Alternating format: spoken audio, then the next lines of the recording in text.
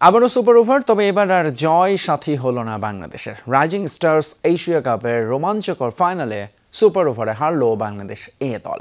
পাকিস্তান শাইন্সের করা 125 রানের জবাবে 9 উইকেট হারিয়ে ঠিক 125 রানেই থামে বাংলাদেশ এ দলের ইনিংস, যেখানে সুপার ওভারে জয় তুলে নিয়ে চ্যাম্পিয়ন হয়েছে পাকিস্তান শাইন্স।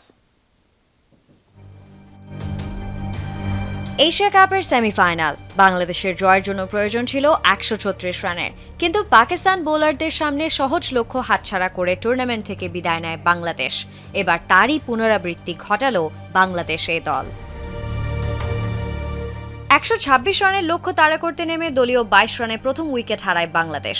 ক্যাচ আউটের ফাঁদে পড়েন 26 রান করা ওপেনার হাবিবুর রহমান সোহান। উইকেটে থিতু হতে পারেননি মাহিদুল অঙ্কন ও অধিনায়ক আকবর আলী। দলীয় 53 রানে 7 উইকেট হারিয়ে চাপে পড়ে বাংলাদেশ। রাকিবুল হাসানের 24 রানে কিছুটা সাহস পায় টিম টাইগার। শেষ দিকে সাকলাইন আর রিপন মন্ডলের ব্যাটে ভর করে ম্যাচ গড়ায় সুপার ওভারে। সেখানে ব্যাট করতে নেমে দ্বিতীয় বলেই আউট হন সাকলাইন।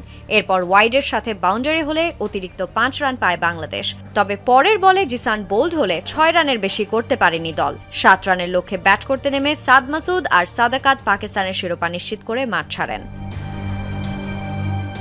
এর আগে টস হেরে ব্যাট করতে নামা পাকিস্তান শাহিন্সকে দিশেহারা করে দেয় টাইগার বোলাররা। দলীয় 49 রানে 4 উইকেট হারিয়ে বিপাকে পড়ে তারা। 23 রান করে সাময়িক ধাক্কা সামাল দিয়ে সাজঘরে ফেরেন সাদাকাত। সাকলাইনের বলে ফেরেন আরাফাত মিনহাস। ব্যর্থ হন অধিনায়ক ইরফান খান ও শাহিদ আজিজ। 38 রান করে রিপন মন্ডলের বলে কাটা পড়েন সাদ মাসুদ। 19তম ওভারে রিপন মন্ডল 3 উইকেট তুলে নিলে 125 রানে গুড়িয়ে যায় Pakistan Shaheens. Sanjana Ivy, Jomuna Sports.